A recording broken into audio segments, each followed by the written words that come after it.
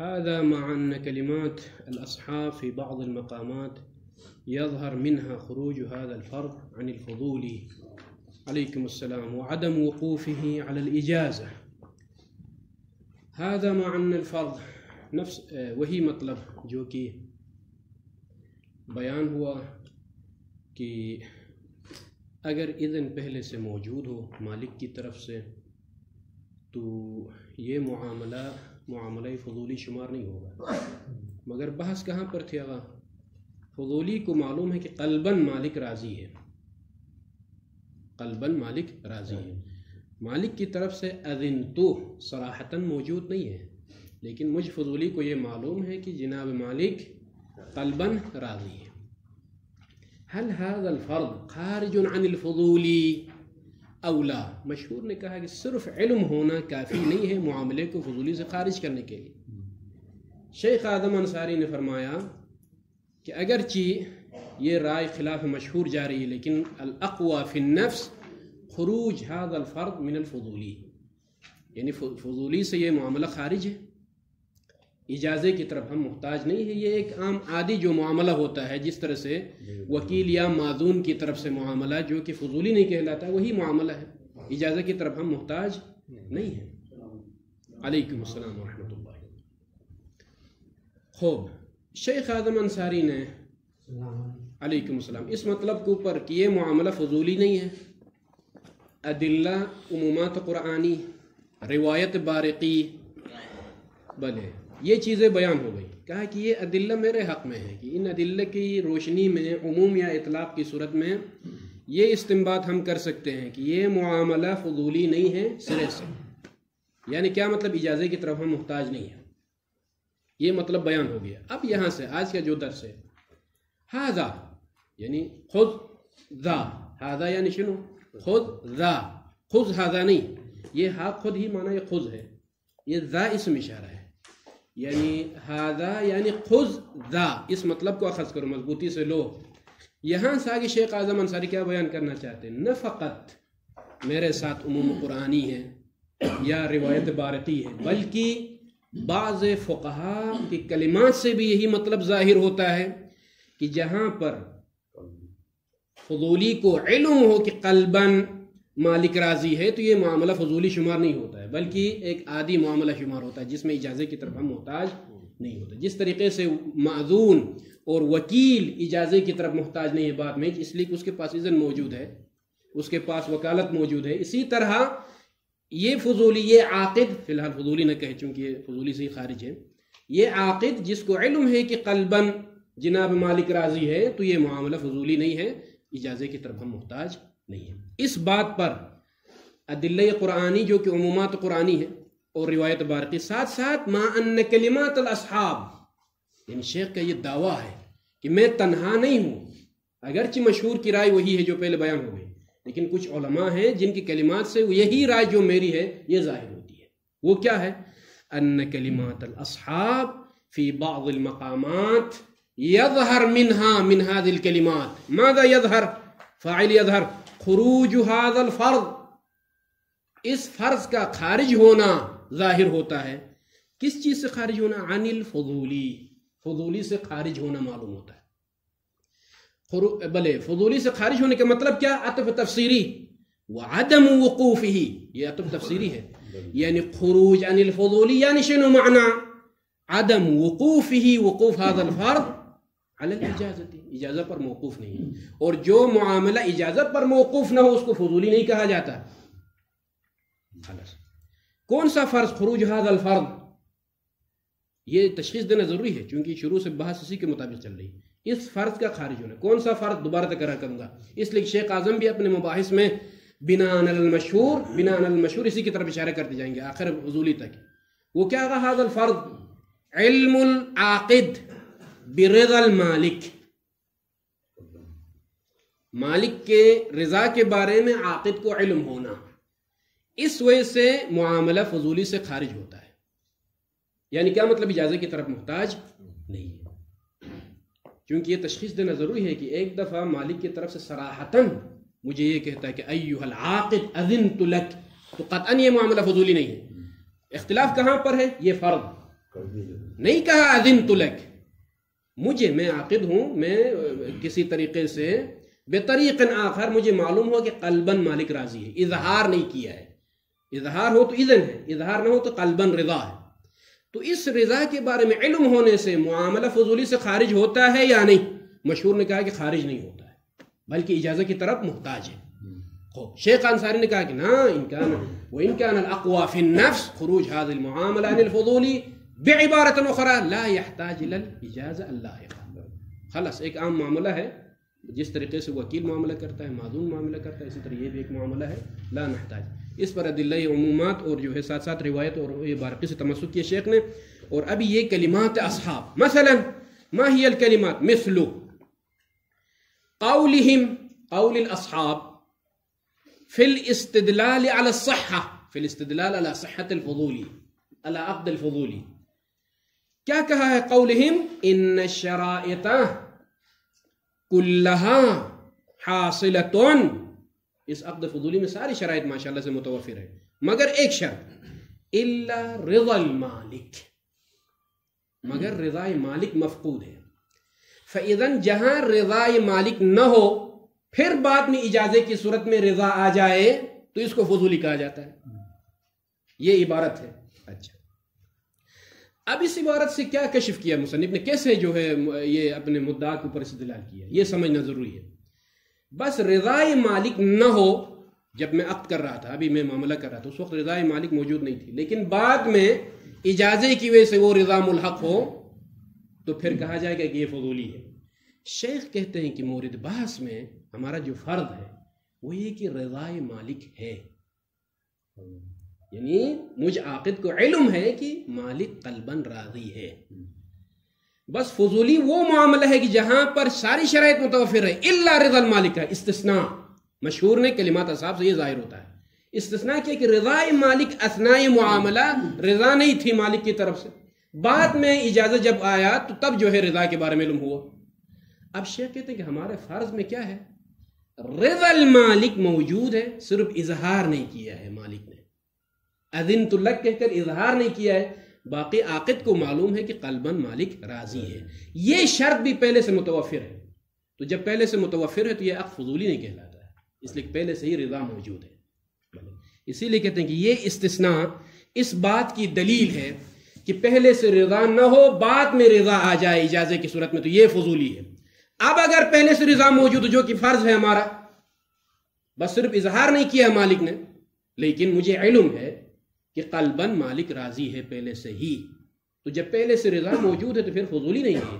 اس لیے فضولی کیا ہے، لم یکن رضا من المالک ثم حصل الرضا بالاجازہ، اس کو فضولی کہا جاتا ہے۔ یہاں پر تو حصل الرضا، پہلے سے ہی رضا حاصل ہے، بس اتنا فرق ہے کہ جو ہے اظہار نہیں کیا ہے، باقی قلباً راضی ہے۔ فَإِذَنْ إِلَّا رِضَا الْمَالِكِ، یہ استثناء اس بات پر دلیل ہے کہ رضا نہ ہو پھر رضا آ جائے تو فضولی ہے، اور مورد بحث میں مفروض کلام میں پہلے سے رضا موجود ہے، عاقد کو علم ہے اس چیز کے بارے میں۔ دوسرا قول، یہ ایک عبارت ہے کلمات اصحاب میں سے، وَقَوْلِهِمْ إِنَّ الْإِجَازَةَ لَا يَكْفِي فِيهَا السُّكُوتُ، مشہور نے یہی کہا ہے کہ مالک کا خاموش رہنا اجازت کے لیے کافی نہیں ہے، سکوت لا يدل على الاجازہ۔ لماذا، کیا کہا انہوں نے، لأن السکوت اعم من الرضا، سکوت عام ہے رضا سے،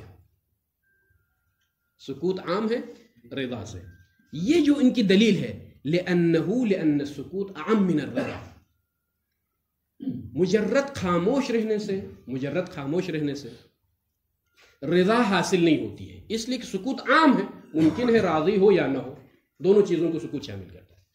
مورد بحث میں کیا ہوگا، رضا متحقق ہے، اس لیے کہ عاقد کو علم ہے، رضا متحقق ہے۔ اب چونکہ سکوت کافی نہیں ہے رضا میں، چونکہ سکوت سے معلوم نہیں ہوتا کہ راضی ہے یا نہیں ہے، لیکن جہاں علم ہو رضا کے بارے میں پھر وہی بات آئے گی، جہاں پہلے سے علم ہو رضا کے بارے میں تو پھر یہاں سکوت اور عدم سکوت کی بات نہیں ہے، اس لیے کہ عاقد کو معلوم ہے کہ پہلے سے مالک راضی ہے۔ فَإِذَنْ رِضَا الْمَالِكِ مُحْرَضٌ فِي الْمَفْرُوض، مفروض کلام میں تو یہ ان کی جو عبارت ہے لا یکفی فیہا، اجازہ میں کافی نہیں ہے، السکوت، سکوت کافی نہیں ہے، فاذن سکوت کو اجازہ نہیں کہا جاتا ہے، سکوت کو اجازہ نہیں کہا جاتا ہے، اس لیے کہ سکوت عام ہے رضا سے، لأن سکوت عام من الرضا، رضا سے عام ہے، بس جب سکوت رضا سے عام ہے تو صرف سکوت کی وجہ سے آپ نہیں کہہ سکتے کہ جو ہے مالک راضی ہے، یہ عبارت ہے۔ اس عبارت سے کیا ظاہر ہوتا ہے، مطلب ہمارا کیا نکلتا ہے، وہ یہ ہے کہ اگر علم ہو ہمیں پہلے سے ہی کہ مالک راضی ہے، رضا قلبی کے بارے میں علم ہو، تو فیضاً اگرچہ یہاں پر ساکت ہی کیوں نہیں رہے، کیونکہ یہ پہلے سے ہی رضا موجود ہے، یہ معاملہ فضولی نہیں کہلائے گا۔ فَإِذَنْ هَذِهِ الْمُعَامَلَ لَيْسَتْ فُضُولِيَّةً وَنَحْوِ ذَلِكَ، یہ کس کی طرف اشارہ ہے؟ وَنَحْوِ ذَلِكَ، یہ دو عبارتیں مشہور کی، اور وَنَحْوِ ذَلِكَ سے مراد اس طرح کی اور عبارتیں ہیں، وَنَحْوِ ذَلِكَ اشارہ ہے اس طرح کی اور عبارتیں اور کلمات موجود ہیں اعلام کی، جن سے یہ ظاہر ہوتا ہے، اگرچہ صریح نہیں ہے کلمات، مفروض کلام میں صریح نہیں ہے، لیکن شیخ کا دعویٰ یہ ہے کہ یظہر من کلمات الاصحاب، کیونکہ شیخ نے نہیں کہا کہ جو ہے تنص الکلمات، یظہر من کلمات الاصحاب، اگر مثلا استثناء میں کہا کہ الا رضا المالک، پھر سکوت میں کہا کہ لأن سکوت عام من الرضا، ان عبارات سے ہم کیا استفادہ کرتے ہیں؟ اگر پہلے سے رضا موجود ہو، پہلے سے رضا موجود ہو تو یہ معاملہ فضولی شمار نہیں ہوتا ہے۔ ثم لو سلم، یہاں سے آگے کیا کہنا چاہتے ہیں شیخ مصنف؟ یہاں تک جو باتیں تھی مشائخنا، یہ ساری باتیں مصنف کی طرف سے اس معاملے کو سرے سے ہی موضوعاً فضولی ہونے سے خارج کرنا، یعنی خروج المعاملہ موضوعاً، یہ ایک الگ حکم ہے، الگ مرحلہ ہے، اور دوسرا مرحلہ ثم لو سلم سے اس معاملے کو حکماً خارج کرنا، حکماً معاملے کو فضولی سے خارج کرنا، یہ دوسرا مرحلہ ہے۔ فضولی ہونے سے موضوعاً خارج کرنے کا مطلب کیا ہے؟ اصلاً یہ معاملہ اس کے اوپر فضولی صدق نہیں آتا ہے، وہ کیسے آگا؟ فضولی کب صدق نہیں آتا ہے؟ اگر عاقد معذون ہو یا وکیل ہو یا خود مالک ہو تو هذه المعاملہ لیست فضولیتا اساسا۔ اسی طرح شیخ اعظم انصاری نے کہا کہ اگرچہ ظاہراً معذون نہیں ہے، لیکن علم بھی اگر ہو جائے، عاقد کو علم ہو جائے کہ مالک راضی ہے، تو یہ بھی سرے سے فضولی نہیں ہے، یعنی کیا مطلب؟ اجازت کی طرف محتاج نہیں ہے، اصلاً فضولی نہیں ہے، تو پھر جو ہے سالب بھی انتفاع موضوع ہے، پھر اجازت کی بات ہی نہیں آئے گی، اس لیے کہ فضولی ہے ہی نہیں، تو پھر اجازت لانے کی ضرورت نہیں ہے۔ یہاں تک یہ بات ثابت کی مصنف نے۔ ثم سے کیا ثابت کرنا چاہتے ہیں؟ اگر موضوعاً اس شخص کو جو کہ عاقد ہے، علم رکھتا ہے رضا مالک کے بارے میں، اگر اس کو فرض کیا جائے، تسلیم کیا جائے کہ یہ فضولی ہے، اگر تسلیم بھی کیا جائے هذا فضولی ہو، اس لیے کہ صراحتاً مالک کی طرف سے، جیسا کہ مشہور کہتا ہے، صراحتاً مالک کی طرف سے اذن تو نہیں ہے، تو شیخ کہتے ہیں کہ اگر تنازل اختیار کیا جائے ثم لو سلم کونہ فضولیا، کون هذا العاقد فضولیا، موضوعاً فضولی ہے، کہتے ہیں کہ لیکن لیس، یہاں سے آگے بیان ہو رہا ہے کہ حکم فضولی اس پر لاگو نہیں ہوگا۔ کیا ہے حکم فضولی؟ یہ لیکن لیس کل فضولی یتوقف لزومہ، یعنی صحته الفعلیہ، لزوم بمعنى الصحة الفعلیہ، ترتب الاثر فعلا، لیکن لیس کل فضولی یتوقف لزومہ علی الاجازہ۔ بھئی کس نے کہا ہے کہ ہر فضولی کے لیے اجازت کی ضرورت ہے؟ میں حکم فضولی سے انکار کرتا ہوں، یعنی شخص کو فضولی مانتا ہوں، معاملے کو فضولی مانتا ہوں، لیکن حکم فضولی جو کہ بات میں اجازہ آنا چاہیے ہر فضولی کے لیے، کس نے کہا ہے؟ لیس کل فضولی یتوقف لزومہ، لزوم العقد، فعلیت العقد علی الاجازہ، اس چیز کو میں تسلیم نہیں کرتا۔ خوب کیوں بھئی؟ لأن الشأن لا دلیل على توقفه، على توقف العقد او البيع، او مثلا لا دلیل على توقفه، على توقف كل فضولي، عفوا على توقف كل فضولي مطلقا، یعنی فی جمیع الموارد، مطلقا فی جمیع الموارد، حتی ہمارے اس مورد میں بھی جو کہ مورد فرض ہے، وہ کون سا مورد ہے؟ علم برضا المالک، اس مورد میں بھی کیا ہے؟ بعد میں اجازت کی ضرورت ہو، مطلقا یعنی فی جمیع الموارد حتی فی فرضنا الذي يعلم فيه العاقد برضا المالک، على الاجازة اللاحقة، لا دلیل علی توقف کل فضولی مطلقاً فی جمیع الموارد علی الاجازت اللاحقہ، اس پر ہمارے پاس کوئی دلیل نہیں۔ اب اس کے بعد ایک نظیر پیش کرتے ہیں، کما ہوا احد الاحتمالات، یعنی کما ہوا یعنی عدم التوقف علی الاجازہ، یہ کما ہوا یعنی عدم التوقف علی الاجازہ، احد الاحتمالات، احتمالات میں سے ایک احتمال ہے، کہاں پر آگا، کس مسئلے میں، فی من، اس شخص کے بارے میں کہ باع ملک غیرہ، جو کسی اور کی ملکیت کو، کسی اور کے مال کو بیچا ہے، ثم ملکہ، بیچنے کے بعد دوبارہ وہ خود مالک بن گیا۔ یہ ترجمہ لفظی ہے، ایک مسئلہ جو آئے گا تفصیلی مسئلہ ہے، من باع شیئا، مسئلے کا عنوان اس طرح سے، ثم ملکہ، ثم ملکہ، من باع شیئا، مثلا انا بعت سیارت ابی، یہ استاد کی مثال ہے حفظہ اللہ، مثلا میں نے جو ہے والد صاحب کی جو گاڑی تھی ان کی عدم موجودگی میں بعت سیارت ابی، والد صاحب کی جو گاڑی میرے پاس تھی ان کی موجودگی میں ہی میں نے گاڑی بیچی ہے، ثم ملکہ، پھر اس عاقد نے، اس بائع نے، اس بیٹے نے جو ہے اس گاڑی کو خرید لی باپ سے، یا وارث بن گیا، موت واقع ہو گئی باپ کی، پھر یہ وارث بن گیا، ثم ملکہ، یہ ملکیت میں آنا اس عاقد کی بے طریقے، سواء بے اشارہ کی وجہ سے جو ہے یہ مالک بن گیا، یا جو ہے باپ مر گیا مثلا پھر جو ہے یہ بیٹا وارث بن گیا، کسی بھی طریقے سے یہ مالک بن گیا، باپ کی اجازت نے سے پہلے ہاں ان کی حیات میں گاڑی بیچی اور باپ مر گیا، یا جو ہے باپ نے ان کو بیچ دی، اب آ جائے ثم ملکہ، یہ مالک بن گیا ہے۔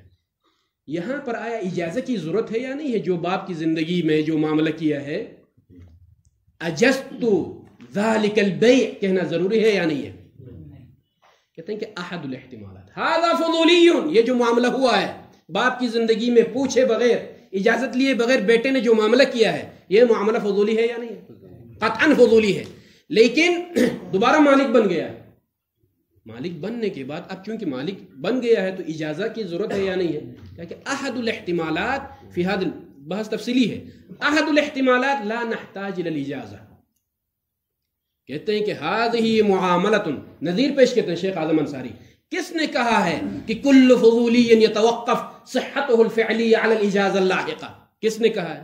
کما ہوا احد الاحتمالات، کن احتمالات میں سے ایک احتمال یہ ہے کہ هذا فضولی والعقد فضولی فی حیات ابیہ باع سیارۃ ابیہ ثم ملک هذه السیارہ، هنا لا نحتاج الی الاجازہ، والحال معاملہ فضولی ہے۔ یہ نہ کہیں کہ یہاں پر بھائی خود مالک بن گیا اسی لیے، نہیں، اس کو چھوڑیے، معاملہ فضولی ہے یا نہیں اس کو تسلیم کریں آپ، معاملہ فضولی ہے قطعاً، باپ کی زندگی میں پوچھے بغیر ان کی اجازت کے بغیر گاڑی بیچیے تو قطعاً یہ معاملہ فضولی ہے، اب بعد میں اجازت کی ضرورت نہیں ہے۔ فإذن قاعدہ کلی کو ہی شیخ اعظم جو ہے جہاں پر تمام معاملات فضولی موقوف اجازت کے اوپر، اس قاعدے کے اوپر اعتراض کرتے ہیں، لیس کل فضولی یتوقف، نعم موضوعاً فضولی ہے، من حيث الموضوع هذا الشخص فضولي لأنه ليس مالك ولا مأذون صراحة ولا ولا ولا ولا، هذا موضوع فضولي، ولكن حكم الفضولي إجازة اللاحقة، یہ حکم فضولی ہے، هذا الحكم نحن لا نسلم، یہ پہلا جواب۔ دوسرا، مع أنه يمكن الاكتفاء في الإجازة بالرضا الحاصل بعد البيع المذكور، آنما إذ وقوع البيع برضا المالك لا ينفك عن ذلك عن الإجازة مع الالتفات۔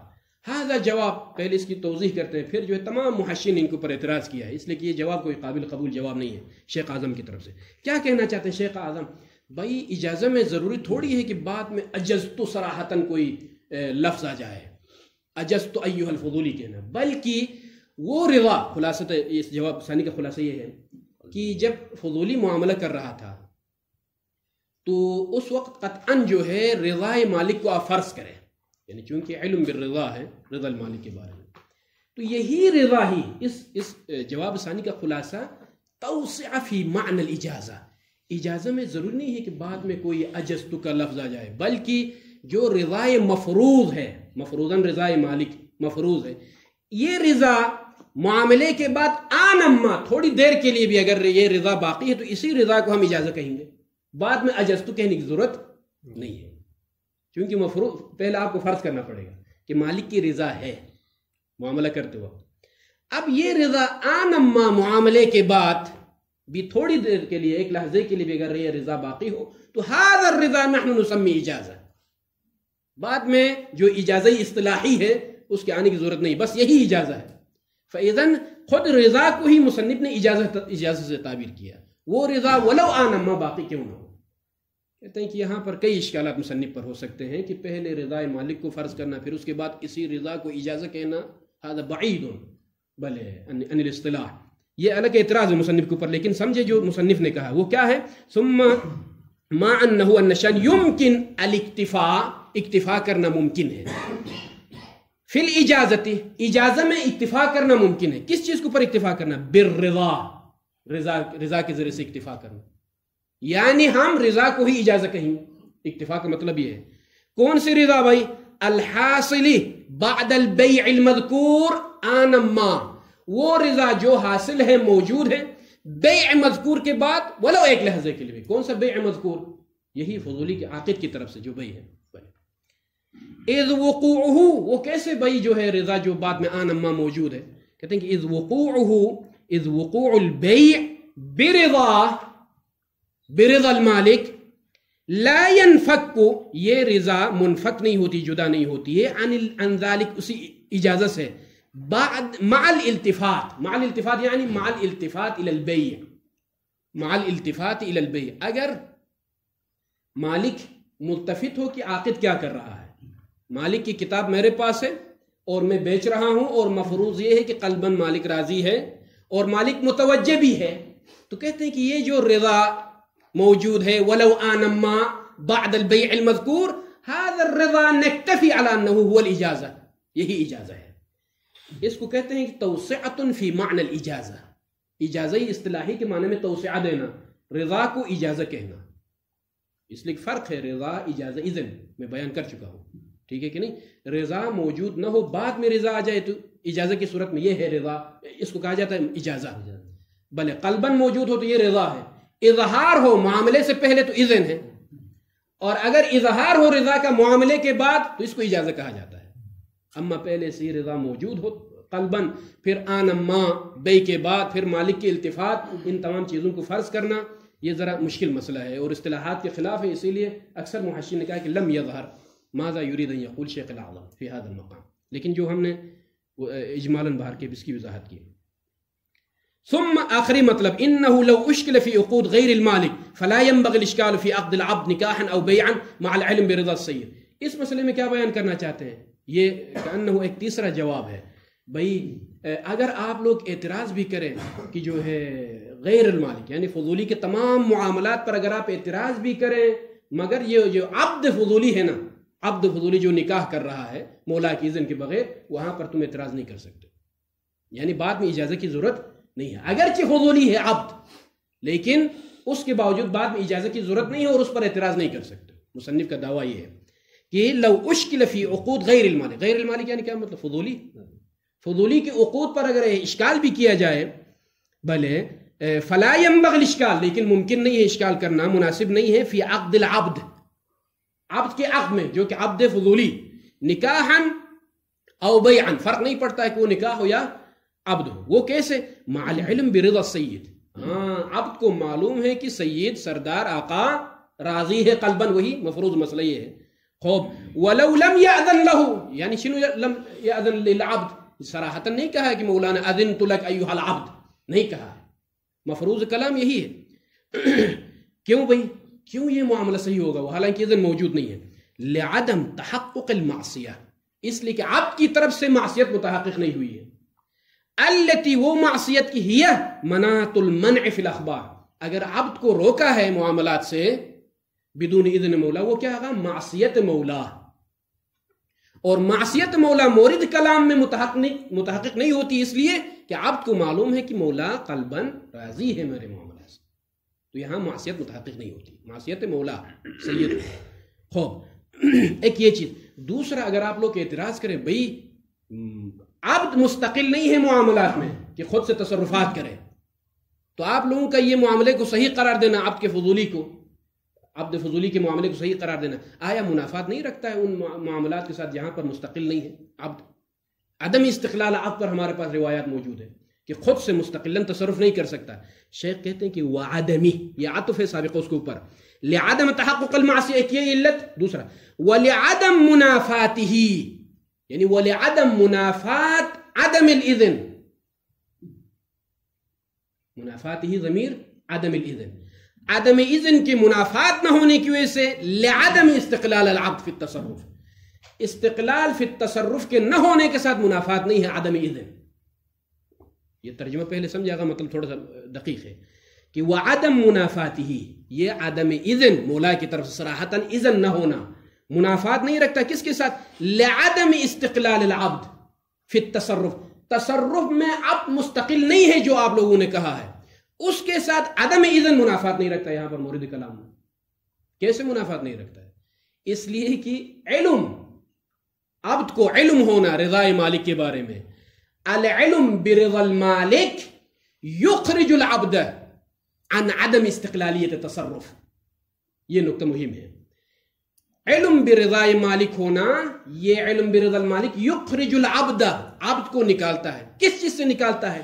عن عدم استقلالہ فی التصرف، جو روایتیں تصرف میں مستقل نہیں ہے کہ جس پر دلالت کرتی ہے، اس مورد سے یہ علم برضا المالک عبد کو نکالتا ہے.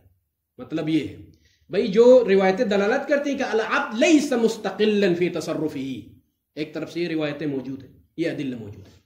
تو یہاں پر جو عدم اذن فی المعاملہ، صراحتاً اذن نہ ہونا، یہ چیز اس بات کے ساتھ نہیں ٹکراتی ہے. کیوں نہیں ٹکراتی ہے؟ اس لیے کہ علم، یہ بات متن میں موجود نہیں ہے، اس لیے کہ یہ علت علم العبد برضا المالک یخرج العبد عن عدم استقلالی فی التصرف. بھئی تصرف میں مستقل نہیں ہے کہنے سے یہ علم برضا المالک اس عبد کو نکالتا ہے. کیا مطلب نکالنے کا؟ یعنی الان مستقل فی التصرف لأنه يعلم برضا المالک. هذا المطلب شوية يحتاج إلى التأمل، يعني کل تک دیکھیں. ثم اعلم، پھر اس کے بعد مطلب ان الفضول قد يبيع للمالك وقد يبيع لنفسه، یہ دو صورتیں. وعلى الاول، جب مالک کی طرف سے معاملہ کر رہا ہے تو فقط لا يسبقه منع من المالک، یہ پہلی صورت. وقد يسبقه المنع، کہ بھی منع مقدم ہوتا ہے، یہ دوسری صورت. فهنا مسائل ثلاث، تین مسائل ہیں. وہ کیسے آگا تین مسائل؟ المسألة الأولى قد يبيع للمالک، مالک کے لیے معاملہ کر رہا ہے. وقد يبيع لنفسه، کبھی اپنے لیے بیچ رہا ہے. یعنی ایک دفعہ کہتا ہے کہ بعت هذا الكتاب عن المالک، میں مالک کی طرف سے بیچ رہا ہوں، یہ پہلی صورت. کبھی بعت هذا الكتاب لنفسي، میں اپنے لیے بیچ رہا ہوں. وعلى الاول، جو پہلی والی صورت ہے مالک کے لیے، تو فقط لا يسبقه منع من المالک، مالک نے پہلے سے کوئی منع صادر نہیں کیا کہ بھئی لا تبع نہیں کہا ہے، ایک یہ. وقد يسبقه المنع، اور ایک صورت یہ ہے کہ منع پہلے سے موجود ہے. منعت لك ما اجزت لك، میں آپ کو اجازت نہیں دے رہا ہوں، میں آپ کو جو ہے اذن نہیں دے رہا ہوں. فهنا مسائل ثلاث. الاولى يأتي الكلام وصلى الله على محمد وعلى آله.